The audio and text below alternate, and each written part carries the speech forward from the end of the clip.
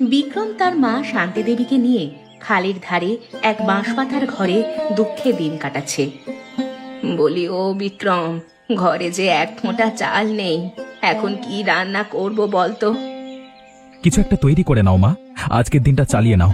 আমি কালকে চাল আনবার ব্যবস্থা করছি। এভাবে চললে হয়?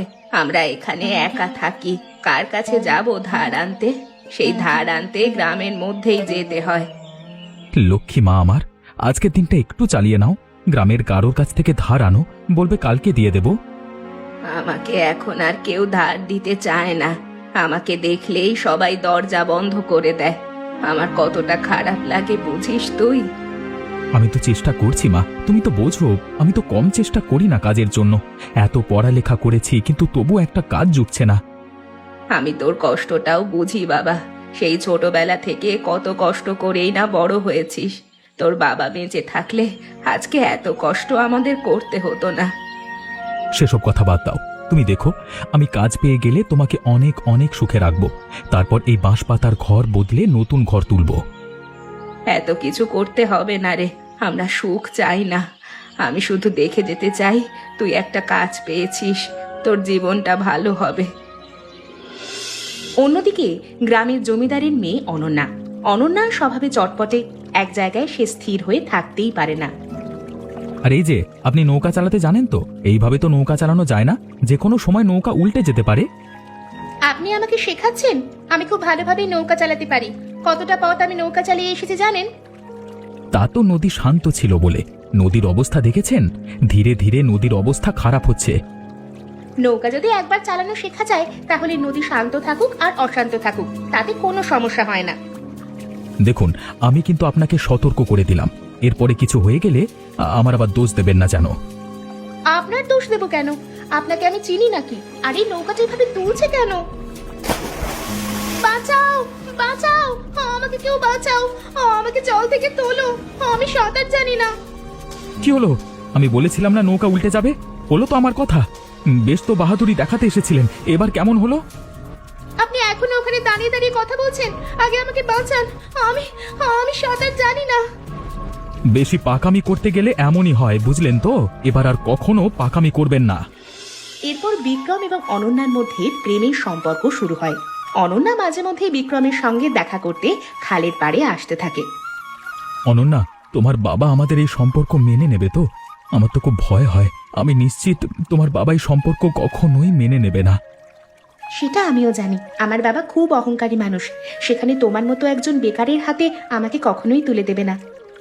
তাহলে তাহলে আমাদের এই প্রেমের পরিণতি কি হবে? তোমাকে ভুলে যেতে হবে? না না, এমন অলক্ষণে কথা বলো না। আমি তোমাকে ছাড়া থাকতে পারবোই না, কখনোই ভুলে যেতে পারবো না তোমায়। তাহলে তোমার বাবাকে কিভাবে মানিয়ে নেব আমরা? আমার অবস্থা তো দেখতেই পাচ্ছ। আমার অবস্থা কখনো ভালো হবে বলে মনে হয় না। তোমার অবস্থা যেমনই থাকুক না কেন, আমি তোমার পাশে সব সময় আছি। দেখবে, যদি আমার বাবা রাজি না হয় তাহলে আমি তোমার সাথে পালিয়ে আসব। কি বলছো তুমি? তুমি ওই বড় বাড়ি রাজপ্রাসাদ ছেড়ে আমাদের এই বাঁশপাতার ঘরে এসে থাকবে? কেন থাকবো না? আমি তো তোমাকে ভালোবাসি। তুমি যেখানে রাখবে আমি সেখানেই সুখে স্বাচ্ছন্দ্যে থাকতে পারবো। না না, আমি তোমার জীবনটাকে এভাবে নষ্ট করে দিতে পারি না। তোমার ভবিষ্যৎ সুন্দর হবে। আমার কাছে থাকলে তোমার ভবিষ্যৎ সুন্দর হবে না। যে সুন্দর ভবিষ্যতে তুমি থাকবে না, সেই ভবিষ্যৎ সুন্দর হতেই পারে না। আর সেই সুন্দর ভবিষ্যৎও আমি চাই না। তাহলে? তাহলে আর কিচ্ছু নয়। বাবাকে একবার বলবো, যদি মেনে না নেয় তাহলে আমি তোমার কাছে পালিয়ে আসবো। শুনেছো ভাবি, ওই বিক্রমের কত বড় সাহস! একটা সামান্য বেকার ছেলে হয়ে রাজকুমারীর দিকে হাত বাড়িয়েছে। রাজকুমারী আবার কে? এখানে আমাদের রাজাই বা কে? কি বলছিসটা কি তুই? আমি তো কিছু বুঝতেই পারছি না। আরে ধুর, আমি জমিদারের মেয়ের কথা বলছি। জমিদারের মেয়ের সাথে ওই বিক্রম প্রেম শুরু করেছে। মাঝে মধ্যেই তো দেখি খালের পাড়ে দুজনে বসে গল্প গুজব করছে। কি বলিস? আমাদের গ্রামে আবার এসবও শুরু হয়েছে? জমিদার বাবু কি এখনো সেসব কথা জানে না? মনে হয় না, কারণ জমিদার বাবু যেমন অহংকারী মানুষ, তিনি এই সম্পর্ক কোনোদিন মেনে নেবেন না।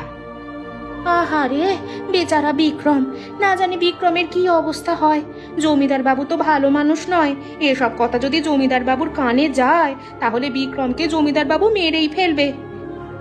বিক্রমের এমন অবস্থা হতে আর বেশি দেরি নেই বলে মনে হয়, কারণ আজকালের মধ্যেই দেখবি জমিদার বাবু সমস্ত কথাই জেনে গেছেন। যা হবে ভালোই হবে। বিক্রমের উচিত হয়নি জমিদার বাবুর মেয়ের সাথে প্রেম করার, কারণ বিক্রম ভালোভাবেই জানে চাঁদের দিকে হাত বাড়ালে হয় না। শুধু চাঁদের দিকে হাত বাড়ায়নি রে, সেরা কাঁথায় শুয়ে লাখ টাকা স্বপ্ন দেখেছে। ভালোই দান মেরেছে। জমিদার বাবু একবার যদি মেনে নেয় তাহলে সমস্ত রাজত্ব বিক্রমের। বাদ দে, আমাদের আর কি করার, আমরা শুধু তাকিয়ে তাকিয়ে ঘটনাগুলো দেখতে পারবো। শুনেছ তোমার আদরের মেয়ে কি করেছে? বেশ তো বলতে, শাসন করো না, শাসন করো না। শাসন না করবার ফলে এখন কি হয়েছে দেখো। আহা, তুমি এমন করছো কেন? জীবনটা হলো অনন্যার নিজের। অনন্যা নিজে বুঝবে তার কাকে ভালো লেগেছে কাকে ভালো লাগেনি। তাই বলে ওই সামান্য বেকার ছেলেটাকে পছন্দ করবে, যার কোনো বাড়ি ঘর নেই, বংশ পরিচয় নেই, খালের ধারে বাঁশ পাতা দিয়ে একটা ঘর তৈরি করে থাকে? এখন তোমার মেয়ে যদি সেখানে গিয়ে শান্তি পায় তাহলে তো তুমি কিছু করতে পারবে না। কে বলেছে করতে পারবো না? আমি আমার মেয়েকে কোনোভাবেই ওই গরিব ঘরে যেতে দেব না। আমার মেয়ের কষ্ট হবে। আর ওই ছেলের সাথে যদি বিয়ে না দাও তাহলে তোমার মেয়েটা যে কষ্ট পাবে। সেই কষ্ট থাকবে কয়েকদিনের, কিন্তু গরিব ঘরে বিয়ে হলে সেই কষ্ট থাকে সারা জীবনের। তাহলে এখন কি করবে? মেয়েটাকে কিভাবে বোঝাবে? মেয়ে কিন্তু তোমার কথা একদমই শুনবে না। সেটা আমি ভালোভাবেই জানি। আমি ভেবেছি ওর বিয়ে দিয়ে দেব। পাশের গ্রামের জমিদার ছেলের সাথে ওর বিয়ে ঠিক করেছি আমি। এই যে এত সহজে বিয়ে ঠিক করে ফেলেছো, ওকে রাজি করানো কিন্তু এত সহজ বিষয় হবে না। তুমি নিজেই ওর সাথে কথা বলে দেখো। ঠিক আছে, আমি নিজেই ওর সাথে কথা বলছি। আমি কথা বললে আমার কথা ও ফেলতে পারবে না। কি হলো? তুমি এভাবে কাঁদছো কেন? আর এভাবে আমাকে এত জরুরি তলব করলে যে? যেই ভয় পেয়েছিলাম আমরা সেটাই হলো। বাবা সমস্ত কিছু জেনে গেছে আর বাবা আমাদের সম্পর্কটা অস্বীকার করেছে। কি বলছো তুমি? তাহলে এখন কি হবে? আমি তোমাকে কোনোভাবেই ভুলে যেতে পারবো না। আমি তোমাকে ছাড়তে পারবো না, বিশ্বাস করো। আমি জানি, আর আমিও তোমাকে ছেড়ে বেঁচে থাকতে পারবো না। আমাদেরকে কিছু একটা করতে হবে। তুমি বলো আমরা কি করতে পারি? আমি কিসের ভরসায় তোমাকে কিছু করতে বলবো বলো তো? আমি একটা বেকার ছেলে, তোমাকে আমি ভালোভাবে রাখতে পারবো কিনা আমি সেটাও জানি না। সে নিয়ে তুমি চিন্তা করো না, আমি তোমার পাশে আছি। ভবিষ্যতে তুমি নিশ্চয়ই কিছু একটা করতে পারবে, কিন্তু এখন তুমি আমাকে বলো আমি কি করব। আমাদের হাতে শুধু একটা উপায় বেঁচে আছে, আমাদেরকে পালিয়ে যেতে হবে। তুমি কি আমার হাত ধরে পালাতে পারবে? পারবো না কেন, অবশ্যই পারবো। আমি তো তোমার এই অনুমতির অপেক্ষাতেই ছিলাম। বলো কবে পালাবে? যদি পালাতে চাও তাহলে আজকে রাতেই পালাবো আমরা। বেশি দেরি করা যাবে না। আমি বেশি দেরি করতে চাই না, তাহলে বাবা আমার অন্য জায়গায় বিয়ে দিয়ে দেবে। আমি আজ রাতেই পালিয়ে আসবো। কিন্তু তোমার বাবা যদি আমাদেরকে ধরবার জন্য লোক পাঠায়? সে নিয়ে তুমি কোনো চিন্তা করো না, আমি তোমার পাশে আছি। আমার জীবন যতদিন আছে তোমার গায়ে একটা আঁচড়ও লাগতে আমি দেব না। বেশ, তাহলে আজকে রাতে এখানেই আমরা দেখা করব, কেমন? তুমি চলে এসো, আমি তোমার জন্য অপেক্ষা করব। ঠিক আছে, তাহলে এখন আমি যাই। অনন্যা এবং বিক্রম দুজনে পালিয়ে গিয়ে বিয়ে করে বিক্রমের বাঁশপাতার ঘরে এসে উপস্থিত হয়। বিক্রম, এটা তুই কি করেছিস? আমাকে না জানিয়ে তুই একা একা বিয়ে করে বউ নিয়ে ঘরে এসেছিস? মা, আমি অনন্যাকে খুব ভালোবাসি, তুমি ওকে মেনে নাও, অমত করো না মা। তুই এটা ভাবলি কিভাবে যে আমি একজন জমিদারের মেয়েকে মেনে নেব? আমি কোনোদিন এই বিয়ে মেনে নেব না। তুই তুই এই মেয়েকে ফিরিয়ে দিয়ে আয়। এটা সম্ভব নয় মা, আমরা তো বিয়ে করে ফেলেছি। এটা তুই কেন করলি? তুই জানিস না এই বিয়ে কোনোদিন ওই জমিদার মেনে নেবেন না। আর তাছাড়া আমাদের এই অভাবের ঘরে এই মেয়ে থাকবে কিভাবে? ও থাকতে পারবে না। আমরা দুজন দুজনকে ভালোবাসি। এবার থেকে আমি আরো ভালোভাবে কাজ করবার চেষ্টা করব। তোর যা খুশি তাই কর। আমাকে না জানিয়ে যখন বিয়ে করে নিয়ে আসতে পেরেছিস তখন আমার মতামতের আর কোনো প্রয়োজন আছে নাকি তোর কাছে? মা, আমি তো ভেবেছিলাম তুমি এই বিয়ে মেনে নেবে। এটা তুই মিছে মিছে ভাবতে গেলি কেন? আমার এক কথা, আমি এই বিয়ে কোনোদিন মেনে নেব না। তোর যা খুশি তাই কর। আগে খাবারটা শেষ করো, তারপর রান্নার কাজ করা যাবে। না মা, বিক্রম তো কাজ খুঁজতে গেছে, চলে এসেই তো আবার খাবার চাইবে। আমি বরং খেতে খেতেই রান্নাটা শেষ করে ফেলি। এইসব তোমার অভ্যেস আছে নাকি? এমনিতেও এই বাড়িতে মাটির চুলোতে রান্না করতে পারছো না, আবার এদিকে পেঁয়াজ মরিচ দিয়ে ভাত খাচ্ছ। বলি, তরকারি ছিল না? না মা, সকালে আপনাকে খাবার দেবার পর আপনার ছেলে দুবার খাবার খেয়েছে, তাই যতটুকু তরকারি ছিল ওকেই দিয়ে দিয়েছি। আমি বুঝতে পারছি না তুমি এই বাড়িতে থেকে কেন এত কষ্ট করছো। তোমার বাবা জমিদার, চলে যাও না মা। আমি যখন একবার এই বাড়িতে এসেছি, আমি আর কোনোদিন এই বাড়ি ছেড়ে যাব না। এটাই এখন আমার শেষ ঠিকানা। আমি যত ভাবি তোমাকে মেনে নেব না, তত তুমি আমাকে মুগ্ধ করে দাও। তোমাকে মেনে না নিয়েও থাকতে পারি না। আমি জানি আমাকে আপনি কোনোদিন মেনে নেবেন না, আমাকে আপনার পছন্দ নয়, তবে আপনি যেমন মানুষ ভাবছেন আমি তেমন মানুষ নই। কে বলেছে তোমাকে আমি মেনে নেব না? তোমাকে তো আমি মেনেই নিয়েছি, শুধুমাত্র এই কটা দিন তোমাকে একটু পরীক্ষা করলাম। কি বলছেন মা? তাহলে কি আপনি আমাকে মেনে নিয়েছেন? অবশ্যই তোমাকে আমি মেনে নিয়েছি। তোমাকে আমি আশীর্বাদ করি, এই সংসার তুমি ভরিয়ে রেখো। অনন্যা, অনন্যা, কোথায় গেলি তুই? আমি তোকে নিতে এসেছি। এই ঘরে তোকে থাকতে হবে না, চলে আয় তুই আমার সাথে।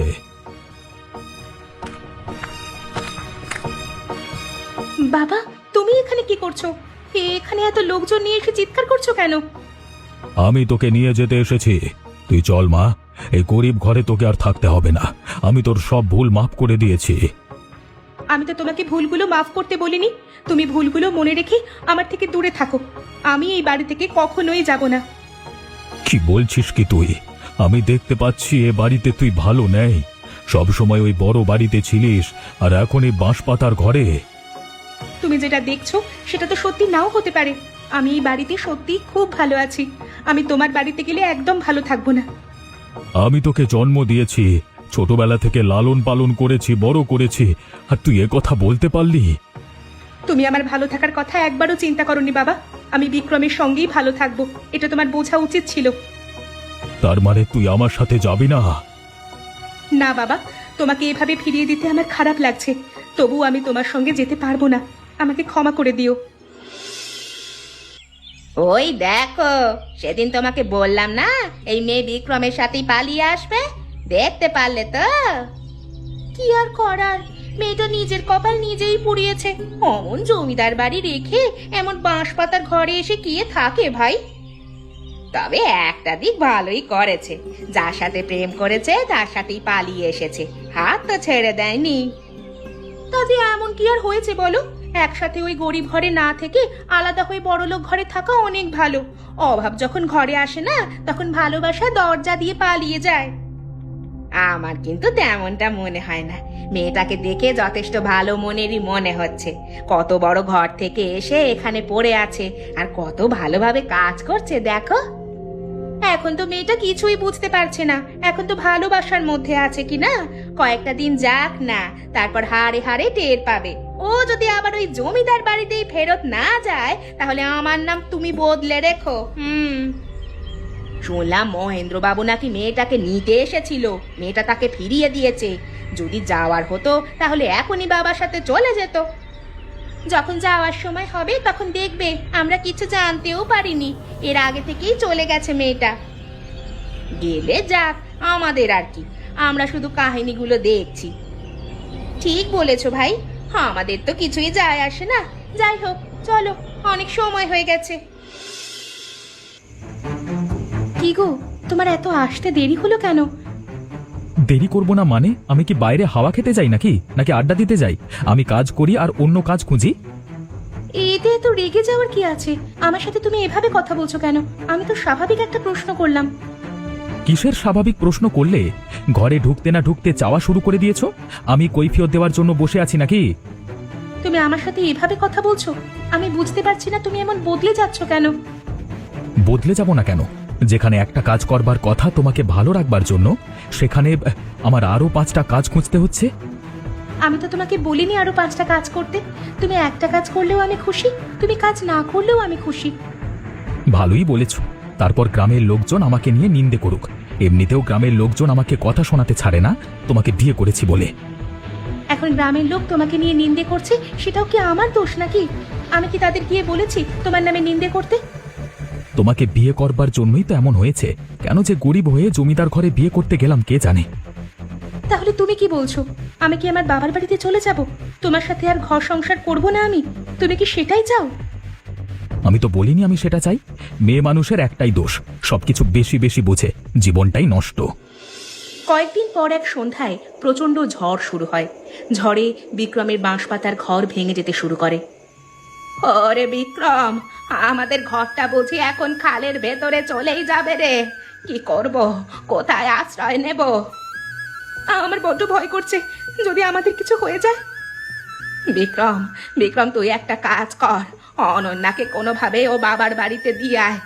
আমাদের সাথে এখানে থাকলে ওর যে বিপদ হয়ে যাবে। কি বলছেন আপনি মা? না না, আমি আপনাদের এই অবস্থায় ছেড়ে বাবার বাড়িতে চলে যাব? আপনি কি পাগল হয়ে গেছেন? মা ঠিক কথাই বলেছে, তোমার এখান থেকে যাওয়া উচিত। এখানে থাকলে তোমার বিপদ হয়ে যাবে। আর তোমরা তোমরা বিপদের মুখে থেকে বিপদের সাথে মোকাবিলা করবে নাকি? আমাদের তো মোকাবিলা করতেই হবে, তাছাড়া আমাদের এমন অভ্যেস আছে। তোমার তো অভ্যেস নাই। আমি তোমাকে দিয়ে আসছি, চলো। বললাম তো আমি যাব না, আমাকে জোর করো না। আমি এই বাড়ির একজন সদস্য। এই বাড়ির যা কিছুই হয়ে যাক না কেন, আমি এই বাড়ি ছেড়ে একটা পাও বাইরে দেব না। বিক্রম রে, তুই ওর কথা শুনিস না বাপ। তুই যা, ওকে জোর করে হলেও ওই বাড়িতে ফিরিয়ে দিয়ে আয়। যদি আমরা বেঁচে থাকি তাহলে আমাদের সাথে আবার দেখা হবে। থামো, তুমি কোথায় নিয়ে যাচ্ছ আমাকে? আমি বারবার করে বলছি ওই বাড়িতে আমি ফিরে যাব না। দেখো, এমন জেদ করো না। যদি তোমার কিছু হয়ে যায় আমি তোমার বাবাকে কি জবাব দেব বলো তো? আমার বাবাকে কোনো জবাব দেওয়ার প্রয়োজন নেই। তুমি যদি বেঁচে থাকো তাহলে আমিও বেঁচে থাকবো, আর তোমাদের কিছু হয়ে গেলে আমারও কিছু হয়ে যাবে। না না, হতে দিতে পারি না। তোমাকে আমি বিয়ে করে আমার বাড়িতে নিয়ে এসেছি, কিন্তু তুমি তোমার বাবার একমাত্র মেয়ে। তাতে কি হয়েছে? আমিও তো তোমার একমাত্র বউ। দেখো, আমি যদি এবার ওই বাড়িতে ফিরে যাই, বাবা কোনোদিন আমাকে ফিরিয়ে দেবেন না। তাতে আমার কোনো আফসোস নেই। তুমি বেঁচে থাকবে, এটাই তো অনেক কিছু। আমরা চাই না তোমার কোনো বিপদ হোক, আমরা এটা মানতে পারবো না। এবার কিন্তু বেশি বেশি হয়ে যাচ্ছে। তুমি আমাকে এইভাবে জোর করে দিয়ে আসতে পারো না। এভাবে জেদ করো না, আমার কথাটা একটু মানবার চেষ্টা করো। আমি তোমার কোনো কথা শুনবো না এবং মানবো না। গেলাম আমি। অবশেষে মহেন্দ্রবাবু বুঝতে পারেন অনন্যা এই বাঁশপাতার ঘরেই সুখে আছে। তাই তিনি নিজের ভুল বুঝতে পেরে অনন্যার কাছে ক্ষমা চাইতে চলে আসেন। বাবা, তোমরা এখানে দুজনে? কিভাবে যে বলবো, আমি তোর কাছে ক্ষমা চাইতে এসেছি মা। আমি আমার ভুল বুঝতে পেরেছি। আমি বুঝতে পেরেছি তুই এই বাঁশপাতার ঘরে থেকেই সুখী থাকবি। কি বলছো বাবা তুমি?